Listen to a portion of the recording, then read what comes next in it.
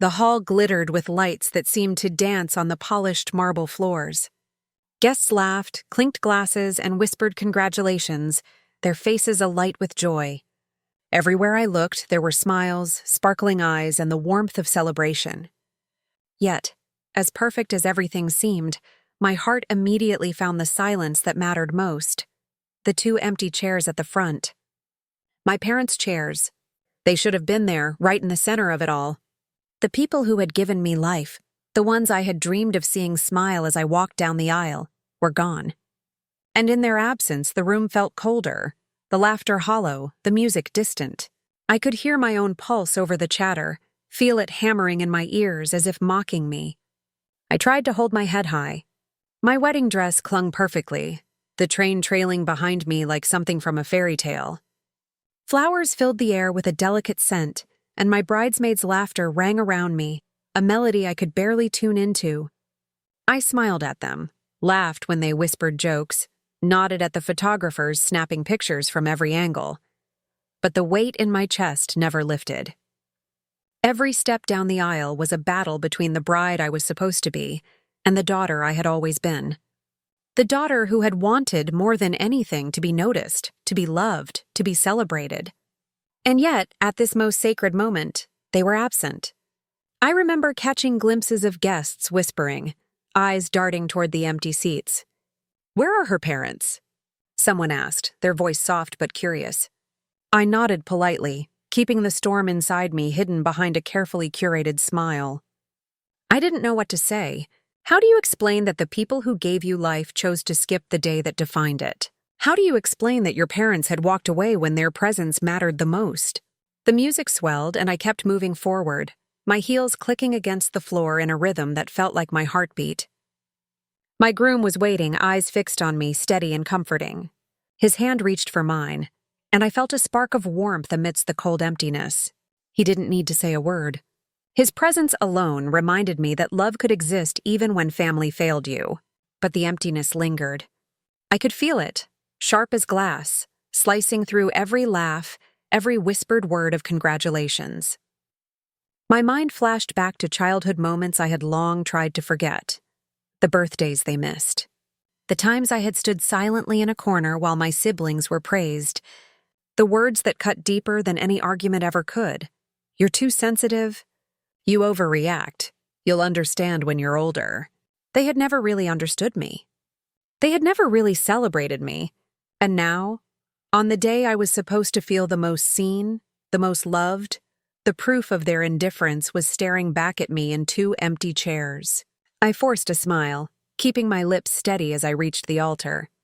The crowd's applause washed over me, but it didn't touch the hollow ache inside. I whispered my vows, each word trembling with emotion, and I could feel their absence pressing down on me, trying to drown the moment in doubt and pain. Still, something shifted inside. A quiet fire ignited, small at first, flickering in the corner of my heart. They will regret this someday.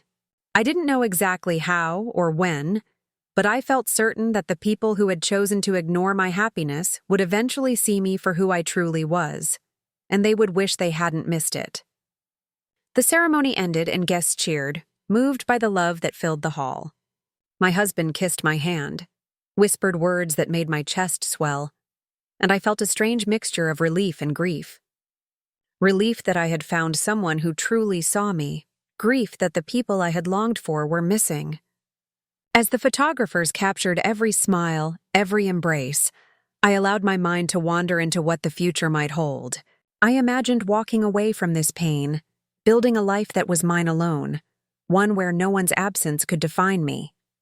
And in that thought, I felt the first taste of empowerment, the subtle thrill of knowing that I could rise, thrive, and perhaps one day confront the ones who had left me behind. The reception began, lights twinkling like stars in a dark sky, music floating through the air, and I tried to immerse myself in the joy around me. But my parents' absence clung to me, a shadow at the edges of every laugh and every dance. Every toast that spoke of family and togetherness was a reminder that mine had chosen otherwise. Later, as I watched my guests dance, I caught sight of my mother's empty chair again. The chair that should have held pride, that should have shone with love, now sat silent. My father's chair, the one meant to be a pillar of support, was just as empty. And in that emptiness, I felt a determination that eclipsed my sadness. I didn't want revenge yet, not in the cruel sense, but I wanted acknowledgement, recognition, a moment when they could see what they had missed. And as the night wore on, and I held my husband close, I made a silent promise. I would build a life so full of success, so bright and undeniable, that the world itself would remind them of me. They had skipped my wedding, but they would not be able to skip my story. That night, as I looked at the sparkling lights and the laughter that surrounded me, I realized that my wedding was not the peak of my life. It was merely the first act, the spark that would ignite a journey of self-discovery, strength, and eventual poetic justice. And in that moment, beneath the glittering chandeliers and the echoes of applause, I felt a fire take root, a fire that whispered, "They will remember me. One day they will not be able to forget." I didn't always know that the absence of love could echo louder than a shout. As a child, I thought silence was normal. I thought it was how families worked. I thought it was me. From the very beginning, I was the quiet one. Not because I wanted to be, but because every time I tried to speak up, my words seemed to vanish into walls of indifference. My siblings, loud and demanding, were praised for every tiny achievement, while I learned early on that effort alone wasn't enough. I could draw a picture, sing a song, or bring home a good grade, and it was barely acknowledged. The smiles, the good job, the proud glances, they were always reserved for someone else. Always. Birthdays were the hardest. I remember one in particular, when I turned 7. My sister had just turned 10 the month before, and the celebration was still echoing in the house. My parents had ordered her favorite cake, filled the living room with balloons in colors she loved, and made a big deal about her special day. Mine arrived in whispers, in passing remarks, in the kind of attention that felt like a shadow of what was owed. A small cake, a quiet happy birthday, and then silence. I cried in my room that night, not from anger, but from confusion. I didn't understand why I wasn't enough, why my happiness never seemed to matter as much. School wasn't much different. Teachers would comment on my intelligence or talent, and I would rush home, hoping to hear the proud tones I so desperately craved. But my parents were too busy with life, with work, with my siblings. And so I learned early, achievements without recognition felt invisible. Effort without encouragement felt pointless. And love without presence, well, I didn't even know what that should feel like. Dinner time was always quiet, a ritual I both dreaded and relied on. Conversations buzzed around the table, jokes and stories bouncing between my parents and my siblings. And me? I spoke less because my voice had been taught to shrink. My opinions, my thoughts, my feelings, they were met with indifference or subtle dismissal. "Don't be silly," they would say. "You'll understand when you're older." That phrase became my childhood mantra, repeated like a curse I couldn't escape. There were moments, though, that broke through the fog. Rare moments when a smile or a kind word touched me, fleeting as they were. A teacher who noticed my talent, a friend who cheered me on, even a stray compliment that made me feel seen. But these were brief sparks in a long night. The weight of silence at home was heavier, a constant reminder that no matter how hard I tried, I would always be less. I remember the time I brought home a trophy from a writing competition. My sister had won something similar before, and I thought my parents would celebrate me just as loudly. I imagined their faces, their pride shining in their eyes, their hugs and congratulations. But when I walked in with the trophy clutched in my hands, the reaction was nothing. A nod, a passing glance, "That's nice, dear," and then back to the newspaper, the phone, the work that seemed more important than me. My heart sank. I learned that day that recognition, love, and care weren't guaranteed. They were conditional, given to those who fit the mold they had already decided mattered. Even small victories were hollow. Getting an A on a difficult test, scoring the winning point in a school game, helping a friend through a crisis, it all went unnoticed. I began to measure my worth not by the pride of my parents, but by my ability to survive the quiet neglect. I learned to hide disappointment, to hide tears, to smile even when my chest felt heavy with longing. And I learned to speak only when absolutely necessary. Words could fail. Silence was safer. Yet, the loneliness planted seeds that would later grow into something stronger. I became fiercely independent without realizing it. I learned to depend on myself, to solve my problems alone, to seek validation, not from the people who should have given it, but from my own efforts. And even as a child, I began to dream, not of their approval, but of a life where I wouldn't need it. A life where absence wouldn't mean I was less. The holidays were the most painful. Watching my siblings receive gifts, hugs, and praise, while my own were small, overlooked or forgotten, left a scar that ran deep. I watched my friends' parents cheer, laugh, and celebrate their children, and I wondered what it would be like to have that. I wondered if it was my fault that I didn't. If maybe I wasn't lovable enough, wasn't enough to deserve that attention. Even in those moments, though, I developed a quiet strength.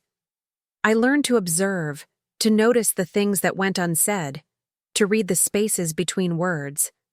I learned that survival sometimes meant smiling while your heart ached, that courage could grow in the absence of comfort. And I held on to one secret hope, that someday someone would see me, not the invisible daughter, not the overlooked sibling, but the person I truly was. Someone who could appreciate my worth even if my parents never did. By the time I reached my teenage years, the pattern was clear. I had learned to mask my disappointment with charm, to hide my heartbreak with humor, to survive with composure. But the ache never fully disappeared. Every empty word, every dismissed effort, every silent birthday became part of the story I carried inside me. A story that whispered that love could be conditional, that attention could be fleeting, and that neglect could shape a person as much as care. I began to plan quietly. Not in revenge, not yet, but in imagination. I pictured a future where I was celebrated, noticed, and recognized for my achievements. A future where absence wouldn't define me. A future where I could stand tall, unshaken, by the neglect of those who should have been my foundation. And though I didn't know it then, that silent determination, born from years of being less than enough in my parents' eyes, would later become the fuel for the fire that would carry me to the life I deserved. It was in those years, under the weight of their silence, that I learned the first lesson of my life. Sometimes, the people who should lift you up will let you fall. And when they do, you have to become your own strength, your own voice, your own light. The morning air was crisp, filled with a quiet tension that pressed against my chest like a heavy weight. Today was the day I had dreamed about for years. The day I would marry the man I loved. And yet, there was an undercurrent of dread, a silent storm swirling around me that no amount of planning or excitement could calm. My parents had called the night before, their voices sharp and cold, brimming with disapproval. "Are you sure about him?" my mother had asked, her words like needles. "He's not the kind of man we imagined for you." My father hadn't said much, only a curt, "Think carefully before you ruin your life." Their words weren't meant to guide me, they were meant to control me, and for the first time, I realized that love, in their eyes, had conditions. Approval had strings attached.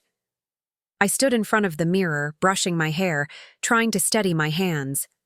The dress hung perfectly on my shoulders, delicate lace shimmering in the morning light. Yet all I could feel was the heaviness of their absence in my heart. I had called my siblings, hoping for support, for even a small spark of encouragement. But their messages were curt, lukewarm, as though my happiness was inconvenient to their lives. I remembered every moment of my childhood, every whisper of disappointment, every ignored achievement. I remembered the silent birthdays, the overlooked milestones, the countless times I had felt invisible in my own home. And in that reflection, I saw a pattern that could not be ignored. The people who should have lifted me up had never been there, and there was no reason to believe they ever would be. I thought about the man waiting for me, the life we had imagined together.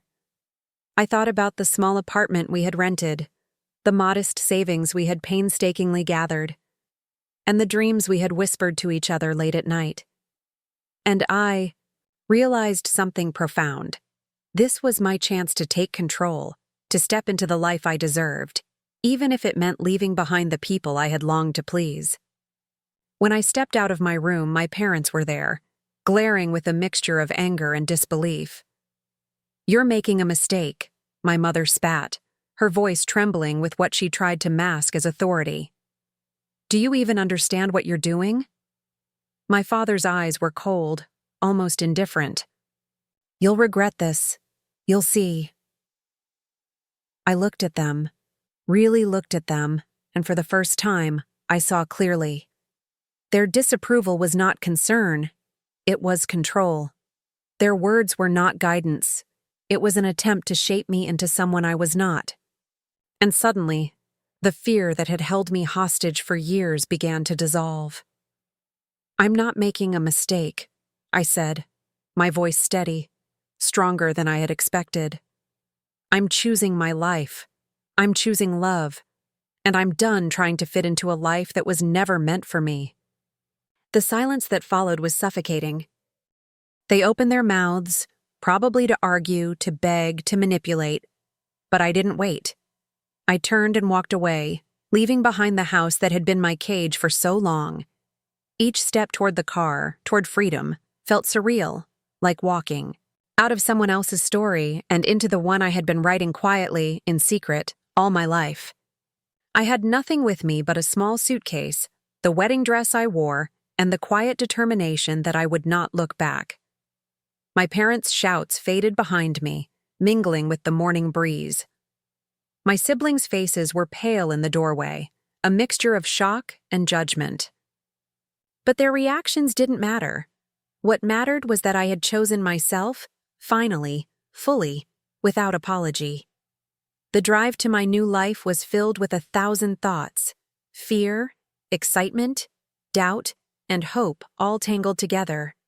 I thought about the man waiting for me, about the life we would build together, and about the lessons my parents had unwittingly taught me. Every act of neglect, every dismissive word, every empty smile had prepared me for this moment. They had shown me what I would not tolerate. They had inadvertently ignited a fire that could not be extinguished. When I arrived at our small apartment, I felt the weight of my decision settle in my chest, not as regret, but as liberation. I unpacked my suitcase, placing each item carefully, almost ceremoniously, as if each fold and each hang of clothing symbolized a piece of my independence. I looked around the modest space and smiled. This was mine.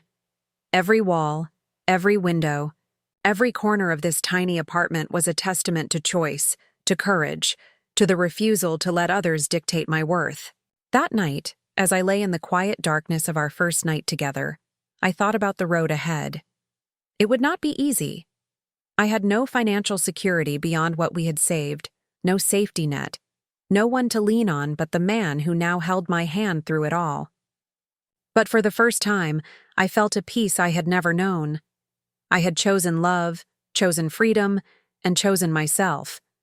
And nothing, no absence, no criticism, no past neglect, could take that away from me. Over the weeks that followed, I began to notice the little things that came with independence. Cooking our meals together, laughing at small jokes that no one else would understand, decorating our home in ways that reflected our personalities, not the expectations of others. Each small victory was a reminder that life could be shaped by choice, not obligation, and that happiness was something you built, not something you were given. And still, in the quiet moments, the memory of my parents' absence lingered. It was a hollow ache, a reminder that those who should have been my anchors were missing. But the ache no longer crushed me. Instead, it became fuel. Every pang of hurt was transformed into determination. Every shadow of neglect became a stepping stone toward the life I was building, brick by brick, day by day. I began to dream bigger, to imagine a life where their judgment and absence could never reach me. I imagined traveling to places I had only read about, building a career that made me proud, surrounding myself with people who valued me, not diminished me. And in those dreams, I found a clarity I had never known as a child, that my worth was not determined by the people who failed to see it, but by the choices I made to honor it. By the time the wedding day arrived, I was no longer the little girl who sought approval, who counted for nothing. I was a woman who had claimed her life, who had refused to be diminished, and who had stepped fully into her own power. And though my parents' absence still stung, I felt a quiet confidence that one day they would see me, not as the daughter they ignored, but as the woman who thrived despite them. Walking into that wedding, standing beside the man I loved, I knew that leaving home with nothing had not been a loss. It had been a beginning, a declaration, a first step on a path that I alone would define, where absence could never overshadow presence and where love, chosen freely, could conquer the ghosts of neglect. The city was unfamiliar, buzzing with life that moved faster than I could catch at first glance. The streets were alive with honking cars, hurried pedestrians, and the scent of 1,000 different foods mixing in the air. It was both exhilarating and terrifying, a sharp contrast to the quiet, controlled world I had left behind. And yet, it was mine now. A blank canvas, waiting for me to paint it with my own colors. We had very little. The apartment was small, barely enough for the two of us, and every dollar we spent had to be carefully considered. There was no safety net, no family to call in a crisis, no soft place to land when things went wrong. But there was also no one to tell me what I could or couldn't do, no expectations to weigh me down, and no invisible chains holding me back. For the first time in my life, freedom felt real. And freedom, I quickly realized, came with a price. The first months were brutal. Jobs were scarce, and the ones we could find barely covered rent and groceries. I worked in cafes, answering phones, cleaning tables, anything that could pay the bills. Each shift left me exhausted, but I reminded myself that exhaustion was temporary, and the lessons were permanent. Every dollar I earned on my own, every hour I spent building something from nothing, felt like a small victory against a lifetime of neglect. There were nights I cried silently on the apartment floor, hugging a pillow and wishing for a family who cared. But the tears never lasted long, because each one was followed by a whisper in my mind. You are building this. No one else is going to do it for you. And slowly, the sadness transformed into determination. Every setback became a lesson. Every insult from my past, every empty chair at my wedding became fuel. I started learning new skills, often late into the night. Accounting, design, writing, anything that could give me an edge. I devoured books, watched tutorials, and experimented endlessly. My hands were raw from typing, my eyes tired from staring at screens, but I felt alive in a way I never had before. For the first time, I was investing in myself, and the returns were not just financial, they were emotional. Confidence grew where doubt had once lived, pride replaced shame, and hope began to take root. Small victories became milestones. The first paycheck from a new freelance job, the first client who praised my work, the first time I cooked a meal that felt like a celebration rather than survival. It all mattered. Each achievement, no matter how minor, felt monumental because it had been earned without approval, without applause, without someone looking over my shoulder to judge. I had become my own cheerleader, my own guide, and my own family. There were challenges that made me question everything. Rent deadlines, unexpected bills, arguments with my husband born from stress and exhaustion, all tested my resolve. But each time, I reminded myself why I was doing this. I wasn't just surviving. I was proving to myself, and to the silent ghosts of my past, that I could rise from nothing and create something extraordinary. Some days, the weight of it all felt unbearable. I remember one night, after working a 12-hour shift, collapsing onto the couch and staring at the ceiling, feeling like I would never catch up. The city outside was alive, full of people who seemed to glide effortlessly through life, while I struggled to keep pace. But in that moment, I made a promise to myself. No matter how hard it got, no matter how lonely, I would keep going. Because giving up meant returning to the person I had been, a girl defined by absence, by neglect, by silence. And I was done with that life. Slowly, doors began to open. Small projects turned into larger ones. Clients began to trust me, and my confidence grew. I started to see the city differently, not as a hostile place, but as a landscape of opportunity. I could create, I could thrive, I could belong, and the idea of success no longer felt like a dream. It felt like a responsibility, a mission to prove that I was capable, that I mattered. There were moments of quiet joy amidst the struggle. Walking home late at night, holding my husband's hand, watching the city lights reflect in puddles on the streets. I felt a sense of peace that had been foreign to me for so long. The absence of my family no longer felt like a burden. It felt like a liberation. I was free to define my life, my happiness, and my worth on my own terms. And yet the past never completely faded. Occasionally, I would catch myself imagining what my parents would say if they saw me now. Would they recognize the woman I had become? Would they even care? Those thoughts were painful, but they were also powerful. They reminded me that my life was mine alone, and that their opinions, their neglect, could no longer dictate my happiness. With every small success, I grew stronger, more resilient, more determined. I started saving money, investing in my future, and dreaming bigger than ever before. I realized that building a life from scratch wasn't just about money or stability.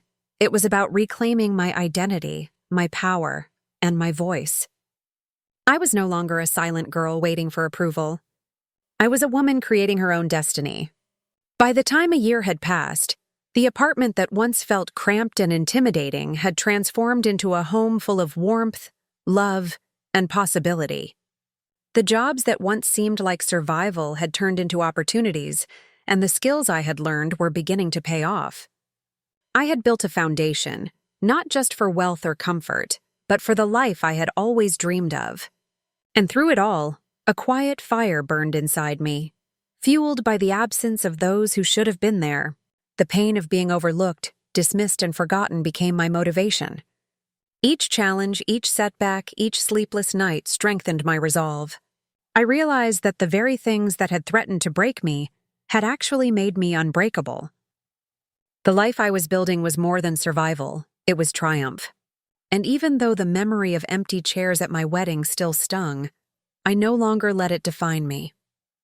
I had discovered something far more powerful, that strength, resilience, and determination could turn absence into opportunity, neglect into motivation, and struggle into success.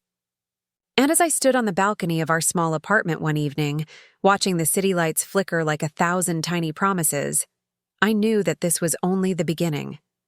The foundation was laid, the fire was lit, and the journey of proving myself, and perhaps even surprising those who had doubted me, had only just begun. Every morning, I woke with a quiet, burning resolve. It wasn't the kind of motivation that came with applause or recognition.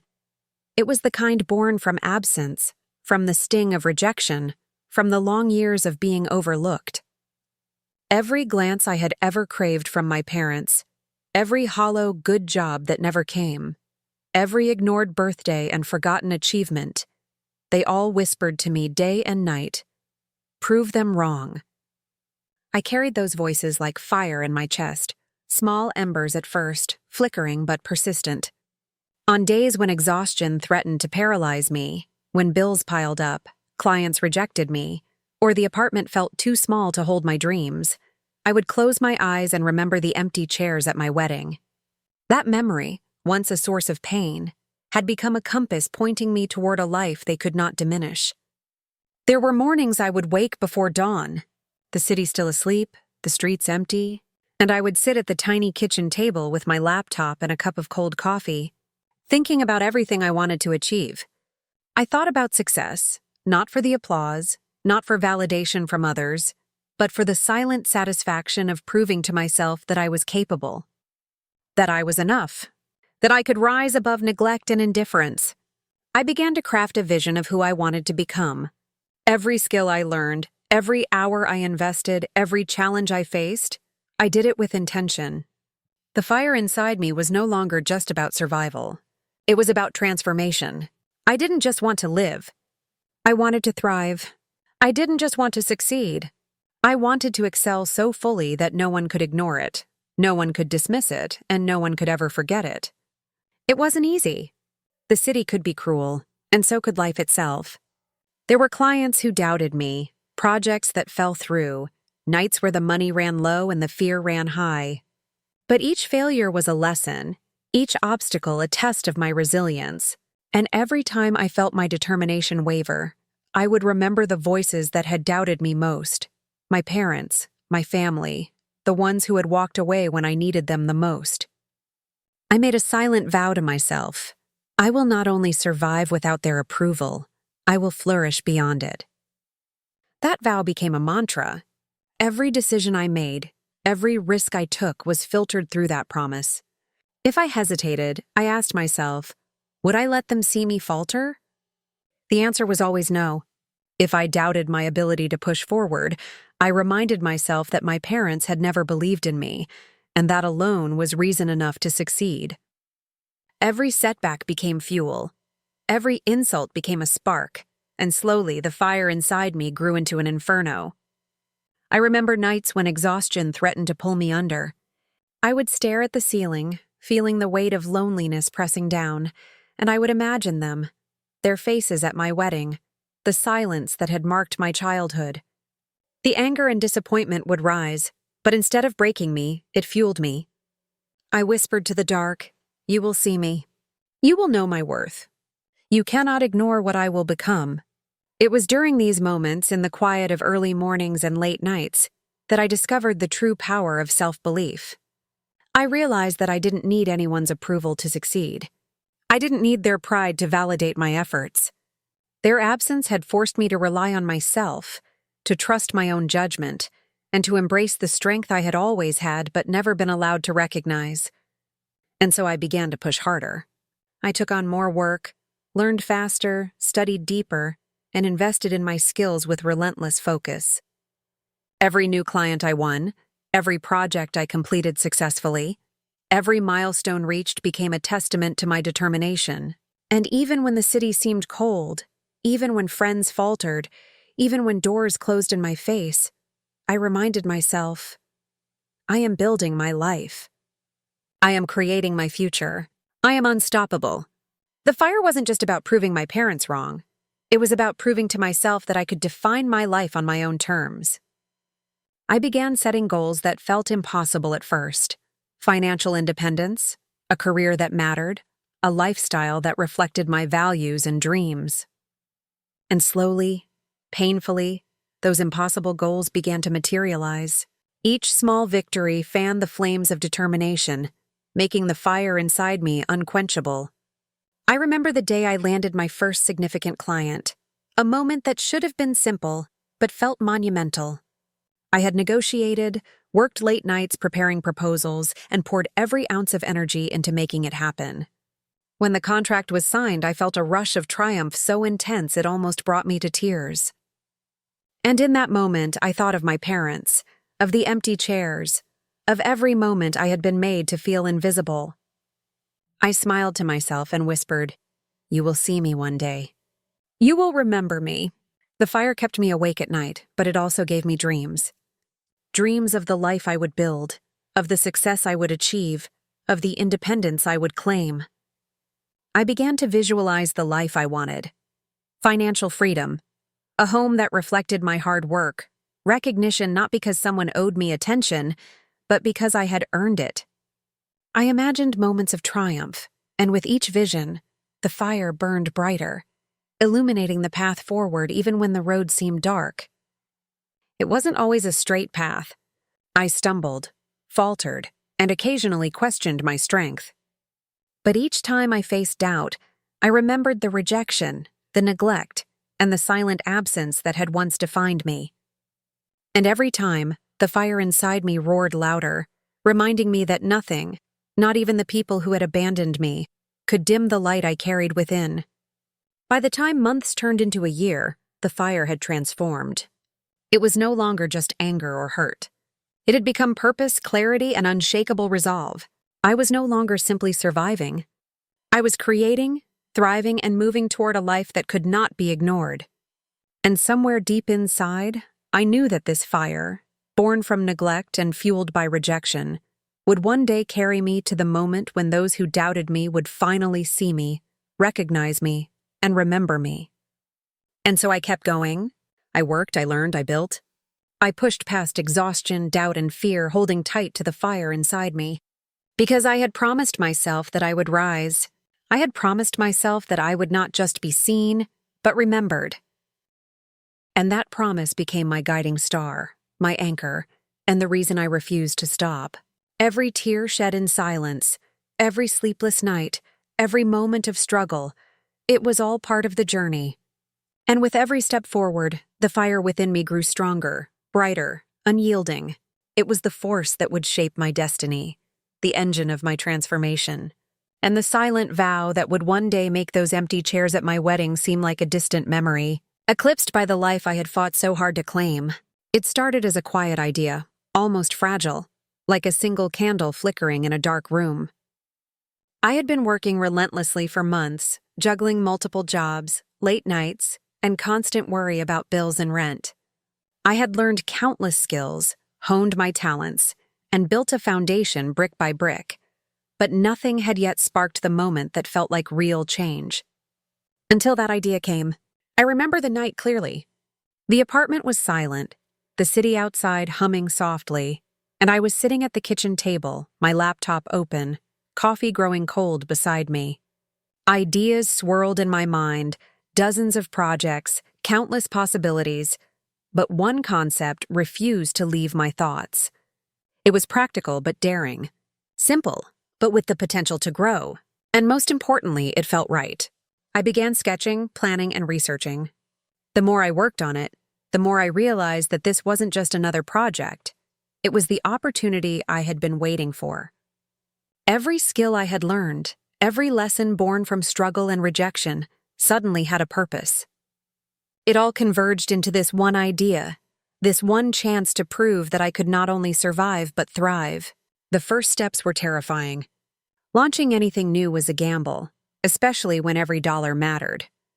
I poured my savings into the project, worked late into the night perfecting every detail, and prepared myself for failure. I told myself it was okay if it didn't work. But deep down, a part of me whispered, "This is it. This is your turning point." The early days were grueling. Questions and doubts plagued me constantly. What if no one cares? What if it fails? What if I'm not good enough? But each time fear crept in, I thought back to my parents' empty chairs, to the childhood where I had been ignored and dismissed. Their disbelief and absence were no longer wounds, they were fuel. Every challenge, every sleepless night, every tiny setback was a step toward proving that I could rise above. I remember the first breakthrough moment vividly. A client, someone I had spent hours convincing, signed on. It wasn't a massive contract, not yet, but it validated the idea. It confirmed that what I was creating had value, and that I had the ability to make it succeed. That single signature felt like a spark that ignited a fire. My heart raced as I realized that my hard work, my persistence, and my refusal to be defined by others' neglect were finally paying off. With the first small victory, momentum began to build. Word spread slowly at first, then faster. More clients came, more opportunities opened, and what had started as a fragile idea began to grow into something tangible, something real, something powerful. The fear that had haunted me for years, the fear of being invisible, unrecognized, overlooked, started to fade. Each success was a blow to that fear, each milestone a reminder that I was capable beyond measure. The breakthrough wasn't just financial, it was emotional. I felt the first true sense of accomplishment in my life, untainted by judgment, unmeasured by anyone else's approval. I could finally see the fruits of my labor, the tangible evidence that I had chosen my path, and that path was leading me somewhere remarkable. I began to notice subtle changes in myself, too. Confidence replaced hesitation, clarity replaced doubt, and resilience became second nature. I wasn't just reacting to life anymore. I was shaping it, directing it, creating it with intention. The fire that had kept me going through lonely nights, endless struggle and rejection, had evolved into a force that could not be ignored. One evening, I sat back and looked at the progress I had made. The business was growing, clients were happy, and I had learned more than I ever thought possible. I realized that this turning point wasn't just about the first big success. It was about proving to myself that I could create something meaningful, that I could rise from nothing, and that I could finally step into the life I had envisioned for years. I couldn't help but think about my parents in that moment. The people who had skipped my wedding, who had dismissed my achievements, who had made me feel invisible. What would they say now if they saw me? Would they be proud? Or would they be silent as they had always been? I didn't know, and for the first time it didn't matter. Because the approval I had longed for wasn't theirs to give anymore. It belonged to me. With every client, every project, every milestone, I realized that success was no longer a distant dream. It was real, tangible, and mine. And the turning point wasn't just a business breakthrough. It was the moment I stepped fully into my own power, the moment I began to truly define my life on my own terms. I remember walking through the city streets one night after a long day of work. The lights reflected in puddles on the pavement. The air was crisp, and I felt a strange sense of peace. I thought about how far I had come, from the silent girl ignored at home, from the bride with empty chairs, from the woman who had walked away with nothing, to someone who was building something real, something lasting. The journey hadn't been easy, but every tear, every setback, every lonely night had led to this moment. That night, I made another vow. Not a vow of revenge, but a vow of persistence. I will continue to grow. I will continue to thrive. I will continue to rise, and nothing can stop me. That turning point was not just about a business idea that worked. It was about claiming my life, proving my worth, and setting the stage for everything that was to come. From that point forward, every challenge became an opportunity. Every obstacle was a chance to learn, every rejection a chance to grow stronger. I was no longer defined by absence, neglect, or rejection. I was defined by the choices I made, the risks I took, and the fire that had kept me going when no one else believed I could. And as the first big breakthrough led to the second, and the second to the third, I began to see the life I had always dreamed of. Not a life measured by approval or family recognition, but by achievement, independence, and the knowledge that I had earned every success. The turning point had not just changed my business. It had changed me. It had shown me that I was capable of far more than I had ever imagined, and that the story of the girl with empty chairs could transform into the story of a woman unstoppable. The day I saw it, parked in front of my apartment, I felt a strange mix of disbelief and triumph. There it was, sleek, powerful, and impossible to ignore, a $250,000 Porsche. Its polished curves reflected the morning sun like a mirror, and in that reflection I saw not just a car, but the culmination of years of struggle, heartbreak, and relentless determination. I ran my hand along the smooth hood, feeling the cool metal beneath my fingers, and I smiled. A slow, victorious smile that had nothing to do with arrogance and everything to do with justice. This wasn't a car bought to show off. It was a symbol of freedom, a reminder that the girl who had walked away with nothing, who had been dismissed, ignored, and overlooked, had built something extraordinary from the ground up. I thought back to the empty chairs at my wedding, to the cold silences of childhood, to the words that had wounded me but also ignited a fire I could never put out. Every tear, every lonely night, every doubt I had ever carried. They had all led to this moment. And now, I had something tangible to prove not just to the world, but to myself, that I could rise, thrive, and succeed on my own terms. Driving it for the first time felt surreal. The engine roared beneath me, a sound that seemed to echo the heartbeat of every struggle I had endured. I felt invincible, not because of the car, but because it represented something far deeper, a life reclaimed, a past left behind, a dream realized. Each turn of the wheel, each press of the pedal, reminded me that I was no longer bound by the limitations that others had imposed. I was free. Completely, undeniably free. And then, the moment came I had imagined for years. The moment when those who had once doubted me would finally notice. My parents. They appeared unexpectedly at my door, their eyes wide, their expressions a mix of shock, hesitation, and disbelief. I had invited them, not out of expectation but curiosity. I wanted them to see, not because I needed their approval, but because I wanted them to witness the woman they had ignored. Their gazes fell on the Porsche first, glinting under the sunlight. Then, slowly, reluctantly, they looked at me. The years of silence, neglect, and rejection flashed between us in that instant. I could see it in their eyes. The recognition that I had achieved something extraordinary without them, that the child they had overlooked had transformed into a woman they could not ignore. I didn't speak at first. Words weren't necessary.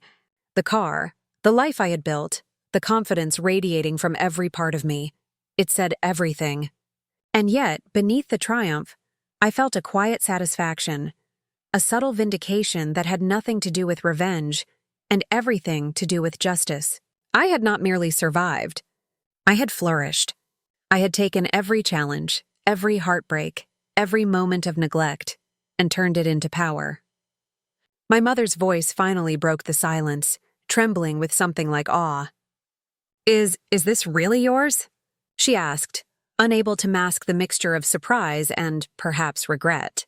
My father nodded slowly, his face betraying a faint flicker of something I hadn't expected, acknowledgement. I smiled, calm and composed. "It is," I said, my voice steady. "Every bit of it comes from the choices I made, the work I put in, and the life I refused to let anyone define for me." They didn't know what to say next. No words could encapsulate the years of struggle, the nights of doubt, the relentless pursuit of something better. And I didn't need them to. Their silence mirrored the silence I had endured as a child, but this time, it didn't wound me. It reinforced the truth that my life, my success, and my happiness were mine to claim, and no one could take them away. In that moment, I felt the full weight of freedom.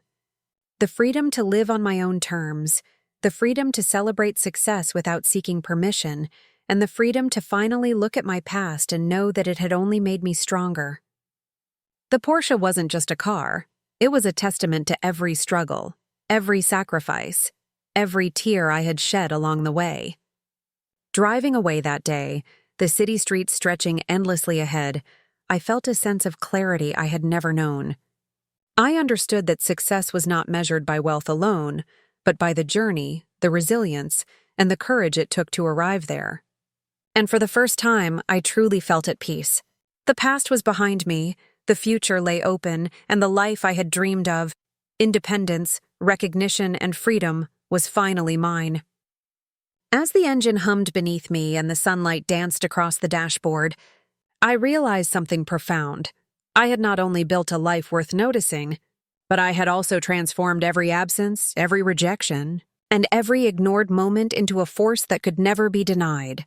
The fire that had kept me going through years of struggle had carried me here, and it would continue to guide me forward, lighting the way to every dream I had yet to achieve. Looking back one last time at my parents, standing quietly beside the car, I didn't feel anger or bitterness. I felt a quiet satisfaction, a sense of completion. They had had their chance, their opportunity to shape me, and they had failed. But I had succeeded, not because they had noticed, but because I had refused to be defined by their absence. And in that realization, I found a freedom that no material possession could ever match. a freedom that came from the unwavering knowledge that I was and always would be enough. It was late evening when my phone buzzed, breaking the quiet hum of our apartment. I glanced at the screen and froze. Their names appeared, my parents. After years of silence, after every empty chair, every harsh word, every moment I had felt invisible, they were reaching out. My heart skipped a beat, but not in excitement. There was caution there, and a flicker of something I hadn't expected, curiosity tinged with dread. I stared at the screen, finger hovering over the call button. Part of me wanted to ignore it entirely, to let the moment pass without acknowledgement, because I had survived their absence for so long. But another part, the part that remembered the little girl who had longed for approval, hesitated. What could they want after all these years? What could they possibly say that hadn't been said before, or left unsaid? Finally, with a deep breath, I answered. Their voices came through, fragile, tentative, but still carrying the weight of familiarity. My mother's voice trembled, trying to sound warm. We saw your new car. The house, everything. We wanted to say, we're proud of you. I listened, and I felt a complex mix of emotions: anger, disbelief, a tiny spark of hurt, and a larger spark of clarity. Pride. After years of neglect, after every birthday and milestone they had ignored, pride was suddenly convenient. It was a currency I had never needed from them before, yet here it was, presented as if it had always belonged to me. My father's voice followed, more measured, more cautious, as if every word had been carefully weighed. We may have judged you too harshly. We were wrong to doubt your choices. We just want to be part of your life.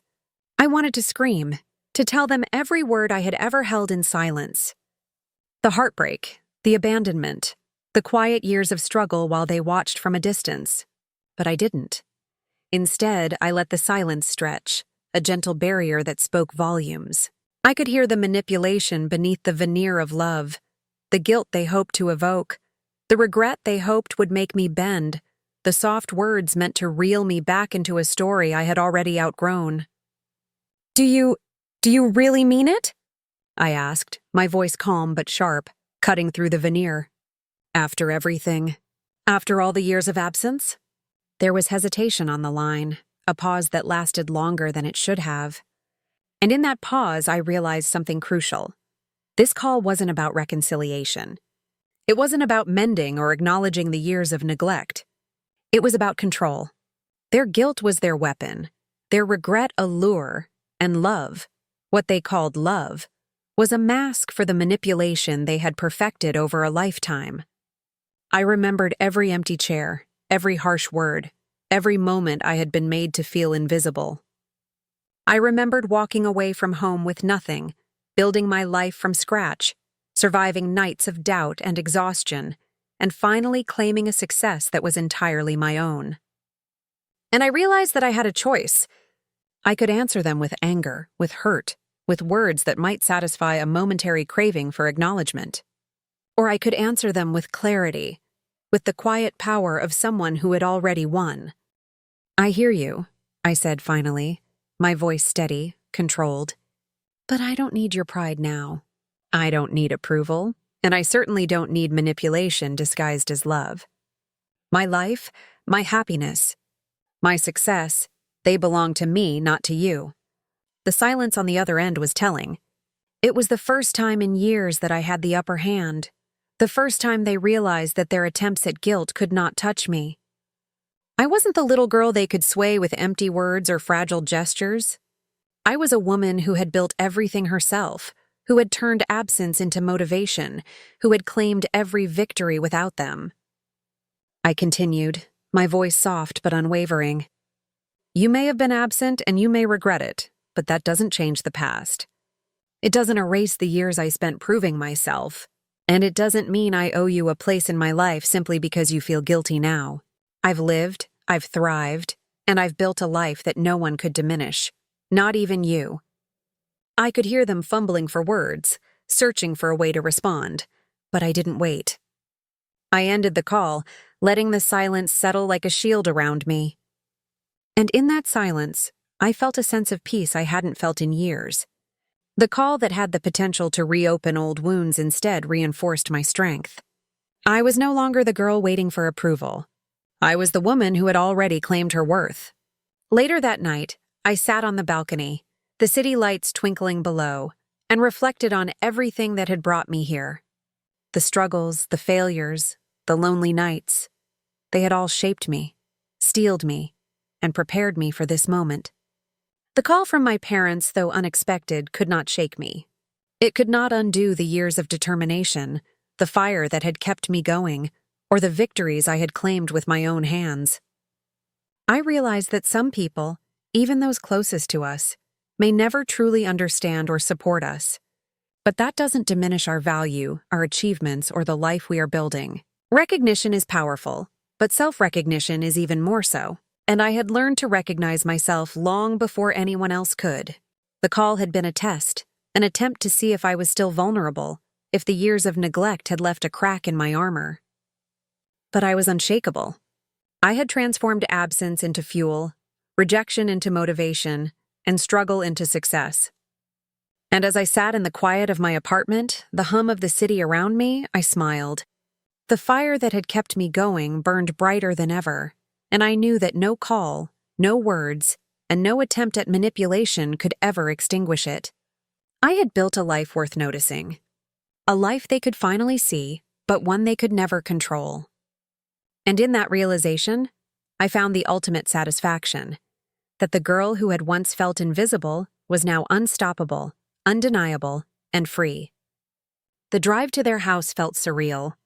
The city stretched out before me, streets bathed in golden afternoon light, the hum of tires against asphalt echoing like the beat of my own pulse. In the passenger seat, the air smelled faintly of leather and polish. My Porsche, a symbol of years of sweat, struggle, and determination. Each mile that passed reminded me of how far I had come, how much I had overcome, and how different this meeting would be from any before. For years, I had imagined this moment in countless ways, angry, tearful, triumphant, desperate for acknowledgement. But as I gripped the steering wheel, I realized that none of those scenarios mattered anymore. I had already won. The car, the life I had built, the independence I had claimed, it all existed without their approval, and it would continue regardless of their reaction. Pulling up to the driveway, I saw them waiting. My parents stood awkwardly on the porch, their faces painted with a mixture of pride, hesitation, and a quiet fear. They smiled, hesitant, trying to mirror warmth they had long neglected to offer. The years of absence, the empty chairs, the harsh words, they all lingered beneath the surface, unspoken but impossible to ignore. As I stepped out, the sun glinted off the Porsche's polished curves, catching their eyes immediately. Their glances shifted from the car to me, lingering on the woman I had become. I could see it in their expressions, the shock, the recognition, and the subtle guilt. But I felt none of the old nerves, none of the childhood longing for approval. I was calm, composed, and entirely in control of the moment. They approached cautiously, and my mother's voice trembled. We're so proud of you. We've seen everything you've accomplished. It's incredible. I smiled softly, not with arrogance, but with quiet certainty. Thank you, I said. My voice was steady, measured, and reflected the woman I had become, not the child who had once begged for recognition. I've worked hard, and I'm proud of what I've built. But it's my life, my choices, and my journey. That hasn't changed, and it never will. My father nodded, fumbling slightly for words. You've done more than we could have imagined. We just want to be part of your life now. I listened, acknowledging their words without letting them dictate my emotions. Their pride, their sudden attention, even their guilt, it no longer held power over me. I had cultivated strength, independence, and success in the absence of their support. And now they were seeing it not because they had been there, but because I had built it all without them. We spent the next hour together, the conversation polite, carefully measured, tinged with the awkwardness of years lost. They smiled, told stories of past regrets, and attempted to reconnect. I listened, calm and composed, feeling a strange mixture of empathy and detachment. I recognized the effort, but I also understood that the power balance had shifted. They had no control here. This reunion was my stage, and I stood center, unshaken. At one point, my mother reached out to touch my arm, a gesture meant to bridge the gap of years. I didn't pull away, but I didn't lean in either. I let the contact exist without granting it meaning beyond what it was, a polite acknowledgement, not a reclamation of old bonds. In that moment, I realized that reconciliation wasn't necessary for my happiness. I could engage, I could forgive, and I could interact without needing them to validate my life. Driving home later, I reflected on the encounter. The pride they displayed was real, or as real as it could be, but it was no longer what I needed. Their recognition was a footnote in the story I had already written, a page I had already completed. I had come full circle, not because they noticed, but because I had noticed myself. The reunion had been about acknowledgement, yes, but also about witnessing my own strength in the face of absence and neglect. I understood then, more clearly than ever, that my journey had never been about proving anything to them. It had been about proving to myself that I was capable, resilient, and worthy. And in that calm, cinematic moment of reunion, I felt the culmination of years of struggle, fire, and determination settle into a quiet, unshakable peace. The Porsche sat in the driveway as a symbol, but the real victory was inside me. I had claimed my life, and no call, no gesture, and no reunion could diminish it. The fire that had kept me going had not only carried me to success, it had carried me to self-possession, independence, and a freedom that was utterly my own. I stood in the quiet of their living room, sunlight streaming through the windows, illuminating the small cracks in the walls and the years that had passed. My parents sat across from me, their faces a mixture of pride, guilt, and lingering doubt. There was no shouting, no tears falling uncontrollably, no dramatics. Just the calm, steady presence of a woman who had finally claimed her own power. For so long I had imagined this moment differently. I had imagined anger boiling over, words thrown like knives, tears spilling freely. But now, as I looked at them, I realized none of that was necessary. I didn't need to raise my voice to make my point. The strength I carried, the life I had built, and the fire that had carried me through years of neglect spoke louder than any outburst ever could. "I want to say something," I began, my voice soft but firm. "I want you to hear it, and I want you to understand. Not because I need you to feel guilty, but because I need to acknowledge the truth of my life." They nodded, attentive, their eyes shifting nervously between me and the polished floors beneath us. "You taught me a lot," I continued, watching their faces carefully. "Not in the ways you probably intended, but in ways that shaped me into the person I am today. You taught me what it felt like to be overlooked, dismissed, and undervalued. You taught me how it feels to sit in silence while the world celebrates others. And through all of that, without even knowing it, you taught me what I would never want to be."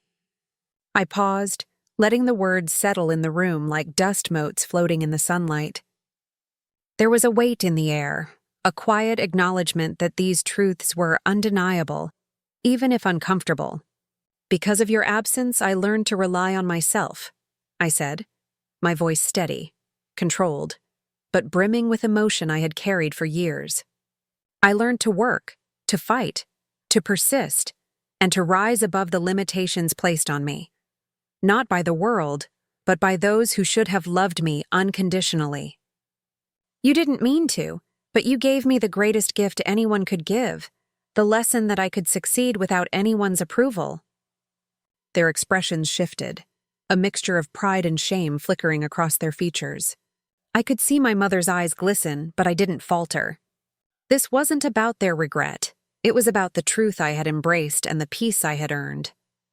"And for that," I continued, my tone calm and measured, "I want to thank you. Thank you for showing me who I would never be. Thank you for the absence that became my strength. Thank you for the lessons I learned, even when they were painful." They opened their mouths, perhaps to respond, perhaps to apologize, but I held up my hand gently. No words are needed, I said. This isn't about guilt or reconciliation. This is about closure for all of us. I am proud of who I am, and I don't need validation from anyone, even you, to know my worth. A profound silence filled the room. It wasn't uncomfortable. It was the weight of truth settling into place, the calm after years of storm. I could feel the energy shift, the tension dissolve, and the space between us transform from one of absence and neglect to quiet understanding. I've built a life that is mine entirely, I said, looking at them directly, but not with anger. A life of independence, of success, and of purpose. And while you may have missed years, I have lived fully. I have triumphed. I have grown. And for that, I owe no one an apology. Not you, not anyone. Their silence remained, but it was no longer loaded with tension or guilt. It was reflective, almost reverent. They were seeing, perhaps for the first time, that the girl they had ignored was no longer a girl at all. She was a woman who had claimed every victory herself, a woman who had turned absence into fuel, neglect into motivation, and struggle into triumph. I took a deep breath, feeling the culmination of years of pain, persistence, and growth settle within me. I don't need to relive the past, I said softly. I don't need to hold on to resentment, and I don't need your approval. What I have learned from you, the lessons of what not to do, have guided me to be a better person, a stronger person, a kinder person. And that, perhaps, is the greatest gift you could have given me, even unintentionally.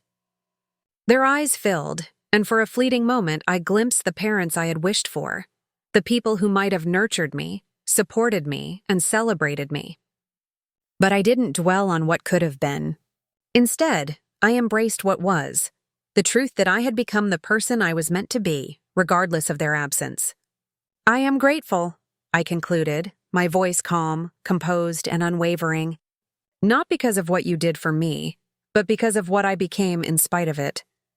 You have taught me everything I needed to learn about strength, resilience, and self-worth. And for that I am truly thankful. I stood then, letting the words linger in the room, a quiet declaration of independence, power, and peace. There were no dramatic gestures, no angry tears, no shouting.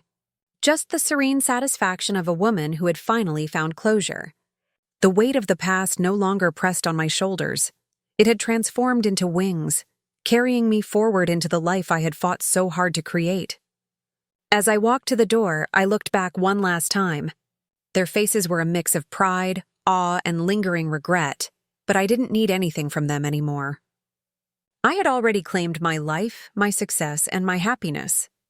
The truth I had spoken that day wasn't just a confrontation, it was liberation.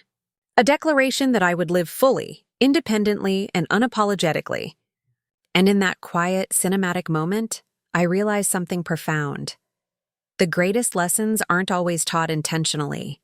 The most powerful victories are often forged in absence, and the truest peace comes not from approval, but from self-recognition. The city lights stretched before me as I drove along the quiet streets, the hum of the engine beneath me a comforting rhythm. The Porsche glided effortlessly, a symbol of the life I had built. But it wasn't the car that mattered. It was the journey that had carried me here.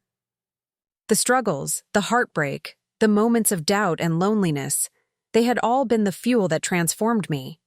And now, sitting behind the wheel, I understood something profound. Pain had become my power, and success had become my silence. I thought back to the little girl who had once begged for attention, to the bride whose parents' chairs were empty, to the young woman who had walked away with nothing. Each memory, each wound had been a lesson in resilience. Every moment of neglect, every harsh word, every ounce of doubt from those around me had forged a determination so strong that nothing, neither absence nor criticism, could extinguish it. The truth was simple yet powerful. The obstacles that had seemed insurmountable were the very forces that had shaped me. They had pushed me to work harder, to aim higher, to dream bigger. They had forced me to rely on myself when support was absent, to trust my instincts when guidance was missing, and to cultivate strength when love had been withheld. In every loss I had found a spark. In every silence I had found a voice. I reflected on my journey, realizing that success wasn't just about wealth, recognition, or the Porsche parked in the driveway. Success was the quiet confidence that I had claimed my life on my terms.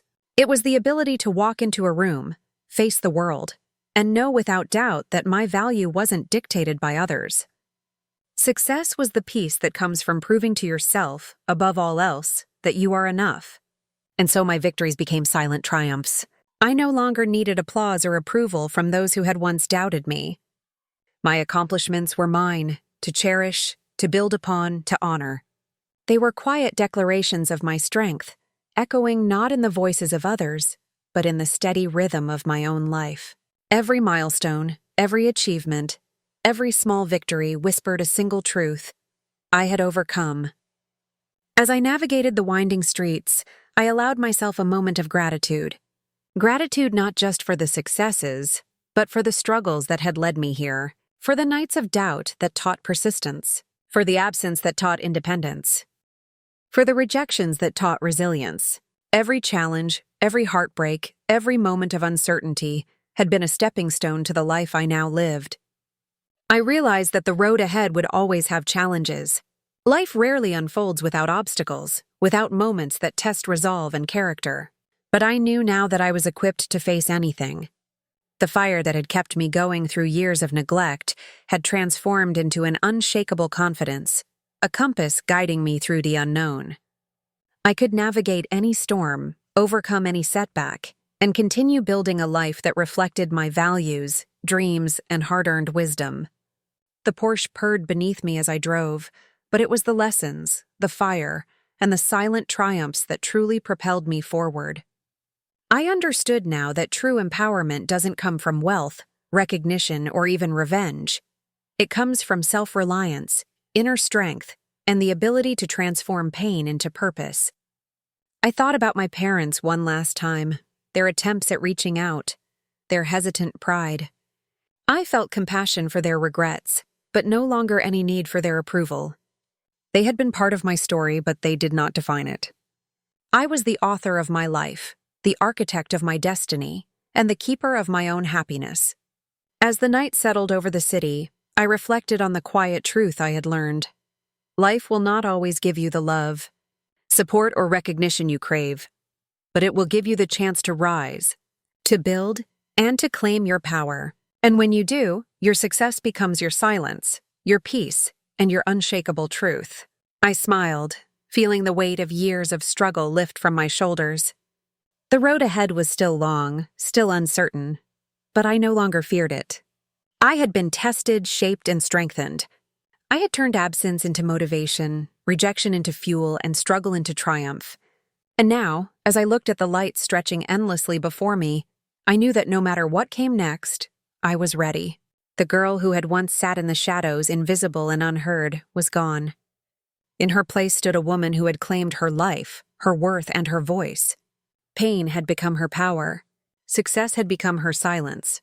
And the road ahead, wide, open, and shimmering with possibility, was hers to navigate, fearless and free.